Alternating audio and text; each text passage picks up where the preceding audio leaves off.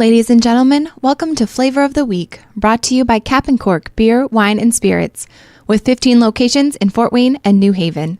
In good spirits, in good company. In Flavor of the Week, Kyle sits down with one of our local priests over 4 different episodes to sample variations of a favorite food or drink while they discuss the ins and outs of life as a priest.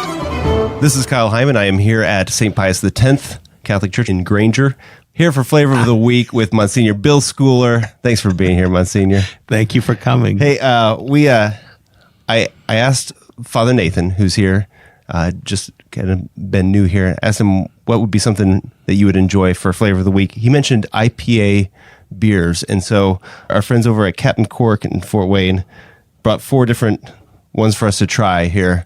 If you're up for it, this I'll just randomly grab them. And this is a double IPA. Oh, maybe we should save that one. Double IPA? Is that?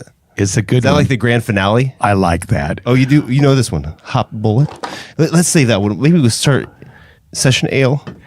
Maybe that would be a better starter. Sounds good. Is that okay? Okay. Yes, Father Nathan knows my flavors. Father Nathan himself is a Pepsi drinker. Oh, yes. Yeah. Father Nathan was down in Decatur for He pastoral did a pastoral year at Decatur. We love Decatur. And joining us here in your office/studio, you have a seminarian for a pastoral year? We're welcoming Sam Martinez to our parish. He's starting a pastoral year here, and he's only been here for 48 hours, and we have given him all kinds of responsibilities. That's how it's supposed to work, right?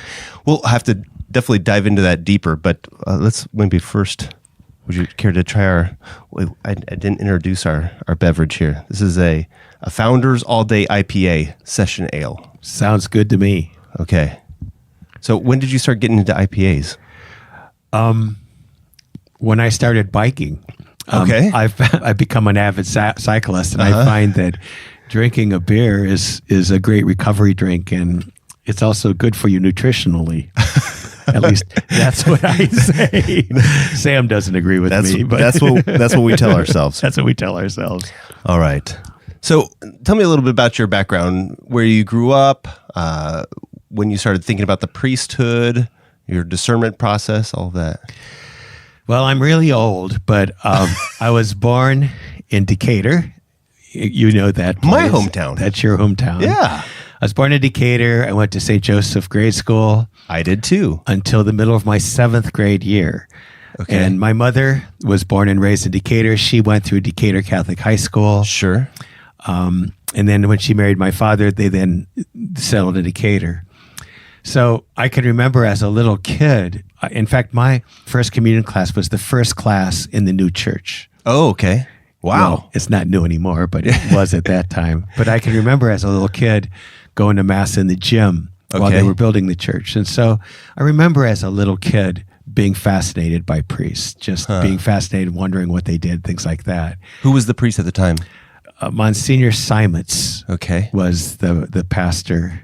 And then Monsignor Schmidt was the pastor when my parents moved, when I was in the 7th grade. Okay. And did you have much interaction with the priest? Would he come over for dinner? Were you an altar server? I was an altar server. And I was afraid of Monsignor Simons. I was terribly afraid of him. But I was intrigued by some of the young associates that we had at that time. So I was just intrigued. And we don't have any sisters there at the parish anymore, but there were probably quite a few at the time? Yes, Sisters of St. Agnes. And were they running the school? They definitely were. Was that a good experience for you? A very good experience. Yeah. A very good experience. Yeah, we had all sisters. Okay. There was only one lay teacher. It was Mrs. Durkin. So that's Father Dan Durkin's mother. She was the only lay teacher. Really? So at what point did you start thinking about the priesthood as a vocation? Well, when we moved in the 7th grade, when I was in the 7th grade, that was a traumatic experience for me, very traumatic. And we moved to another town. And fortunately, we moved to Wabash, Indiana. And the pastor at that time was Father Zahn, who was a wonderful guy. He really was an inspiration for me. Father Adam Schmidt was the assistant at that time. And so I became more interested, but I was a very insecure 7th grader and then 8th grader. And at that time, Wawasee Prep was still open.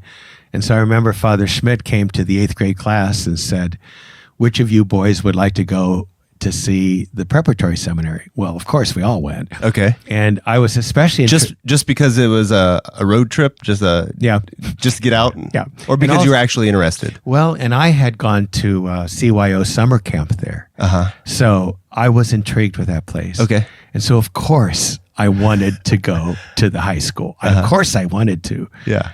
And for the wrong reasons. Part of the reason is I remember I came home from school in the 7th grade. My mom sat us down and we were wondering where the dog was. Well, the dog they gave it away or whatever they did with the dog. That was number 1. And then she said, number 2, your father's gotten a new job and we're moving. And number 3, we're going to have a baby. So that just threw me for a loop. So when my mother not only had a baby, she had twins. Okay. And then she spent probably 2 months in the hospital. She almost died. It was a really difficult time. And so my dad took my sister and me out, and my sister cooked and I was in charge of diapers. And those are not disposable diapers. Right. And with the pins? Yes. Yeah. Yes. For twins. And so I was thinking, well, if I become a priest, I don't have to deal with this. Now that's the very, people say, what are the origins of your vocation? Dirty diapers. That's a terrible reason for going. Right. But I went. My parents were totally opposed to me going away. Really? But of course, they didn't want me to go away. But Father Zahn totally supported me. Father Zahn was a wonderful, wonderful pastor. He really was. And my parents couldn't afford it. So he got somebody to pay my tuition. So another parishioner at Wabash paid my tuition for 4 years at Our Lady of the Lake. It was at that time Our Lady of the Lake. An interesting thing then, after that, I went down to St. Gregory's Seminary and then Mount St. Mary's in Cincinnati. And then during my college and then theology years, I really began feeling called to the priesthood. Okay. We're here with Monsignor Bill Schooler at St. Pius X in Granger, trying an all-day IPA from Founders. What do you think of this one here? I think it's good. It's got a nice bite to it, I think. Another thing this is an interesting story. Okay. So eventually I became pastor of St. Jude in Fort Wayne. So is that your first assignment? No, that was as pastor? My second assignment. My first assignment was in Columbia City at St. Paul the Cross. Okay. So I spent my first 10 years in this area, 5 years at St. Matthew's, 5 years at St. Monica's in Mishawaka. As an associate? As an associate. Okay. With really weekend help because I was full-time chaplain at Marian High School. Oh, okay. And then I was transferred to St. Paul the Cross. That was my first pastoral. And then to St. Jude. Well, St. Jude was right across the street from Parkview Hospital. And one day they asked me to go over and to anoint somebody. So this man was going to have heart surgery, and I gave him the sacrament of the sick, and I gave him communion. I went back later to see how he was doing, and it was after the surgery that he revealed to me that he was the one who paid my tuition. No. Yes, he's the one who paid my tuition. And so he said, my investment has come back to me. Wow. That is beautiful. It was pretty cool. That is great. I had no idea he was the one. That's amazing how that just works out sometimes. It does. It was a definite confirmation of my vocation. Yeah. So what has been some highlights of your priesthood? Well, I really enjoyed working in Marian High School. So I worked there for 10 years.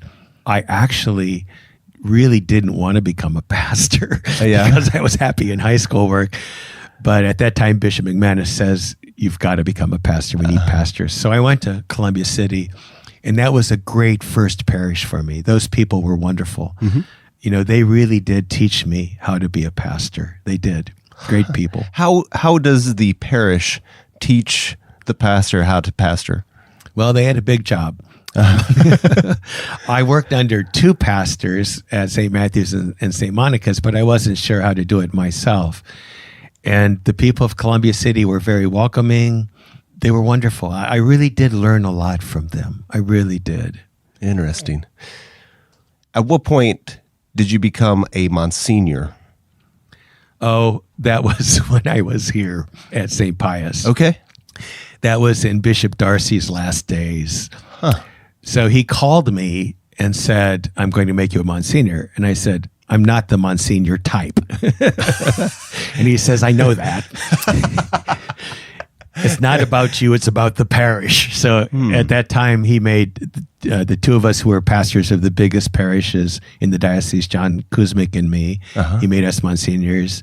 And the directors of the cathedral, Bob Schulte and Michael Heinz, Monsignor Bruce Perchaki, who was working in the chancery, and then I think there was one other. What did you consider to be Monsignor type that you felt like you didn't fit at that description? Well, I was never impressed with Monsignors. I remember my brother saying to me, I thought Monsignors were old, crabby people. And I said, well, they are. Yeah. I never. Because I don't think that at all. Of the Monsignors that I've gotten to know, Monsignor Heinz and Well, you Schulte didn't know and Monsignor yourself. Simas in Decatur. You were too young. That's right. That's right. He was crabby. You were afraid of him. Well, I was a little kid. And he barked, and we were servers. And if at that time, if you did do something right, they let you know. Yeah. What was seminary like for you? It was good. It was a good experience. Going away for high school, I would never, ever recommend that ever again. Okay. But of course, that was part of that day. So it was like boarding school. You're staying in dorms. Yeah, things it was. like that. It was a boarding school, and I got an excellent education. The Croziers were in charge at that time. I went to St. Gregory's in Cincinnati and got a very good education there. They brought some professors in from Xavier University. And I became really interested in English literature, and one of those professors really affected, how I read and how I looked at literature. And then Mount St. Mary's was a good experience too. Okay. I liked Cincinnati. Yeah. And by that time, my parents had actually moved out of the diocese. My parents moved every 4 years. And so because they got impatient and are bored with a location, and my my father kept getting new jobs. Okay. there. And then also one of the twins was Down syndrome. So my youngest brother was Down syndrome, and they moved to Kokomo partly because there was a program there that folded. Then to Lafayette, there was a good program there that was cut. Okay. And then they moved to Chicago, to the Chicago area. So by the time I was ready for ordination, they were living in Chicago. Yeah. And I had seriously thought about becoming a priest in Cincinnati. I loved Cincinnati. I'd been there for 8 years. But I'm really glad I stayed here. We're glad you are too. And excited to hear the whole back history and the story of building of the new church. It's beautiful for people that haven't seen the new church here at St. Pius X.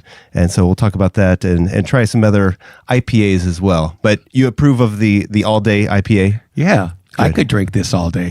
Okay. Well, we'll try some others and hear more from Monsignor Bill Schooler here on Flavor of the Week, brought to you in part by Captain Cork.